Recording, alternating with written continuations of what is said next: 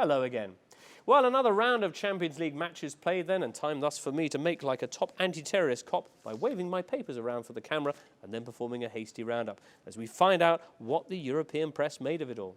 First up, that 4-4 thriller at Stamford Bridge. Not since the merits of the squat toilet has anything so unified our continental cousins. The European press left with metaphorical spittle down their chin at this all-English affair. Here's Gazetta on Wednesday. Chelsea-Liverpool is a screamer, they say. There's a lesson for our football in this. Always try the impossible. France's l'équipe, ça c'est du foot.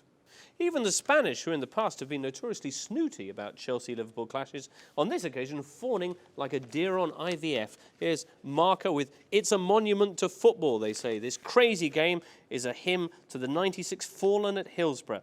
They can now rest in peace. But I think they might have one or two issues still unresolved, thanks Marca. But anyway, El Mundo Deportivo, equally effusive in its praise. Chelsea-Liverpool will go down in history, like Italy-Germany 4-3 from 1970 or France-Germany 3-3 from 1982. Games with no sell-by date. I'm glad they liked it. Now, rather overshadowed by all of that, even in the Spanish press, was Tuesday's 1-1 draw between Barcelona and Bayern Munich. Here's Marca again. Barca go through to the semis without even breaking sweat, they say. The picture over here of Bayern's Frank Ribery looking rather cut up, or disappointed might be a better expression, but wearing anyway a Barcelona shirt, which the papers are increasingly convinced in Spain he will be doing next season, because, you know, they need attacking players and that. For the German press, meanwhile, the exit in the quarterfinals is all about putting another nail in Jurgen Klinsmann's coffin. With Tuesday's Crown featuring more angry banners than the Incredible Hulk, Bild asks Klinsmann Rouse, can the fans get rid of Klinsy? It's a rhetorical question apparently, because they then go on to say that even if Bayern win the title, they're only 3 points off the top right now, Klinsmann will be gone by summer.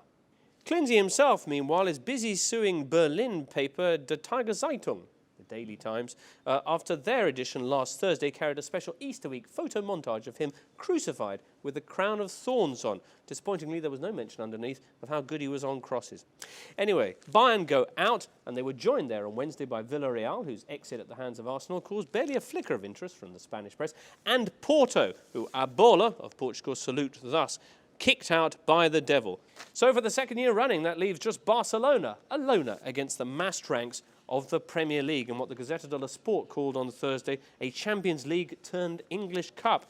In El Mundo Deportivo, they say it's Barcelona against the British Empire. English football's a lot better than it used to be, they say. It's bello, energetico, practico.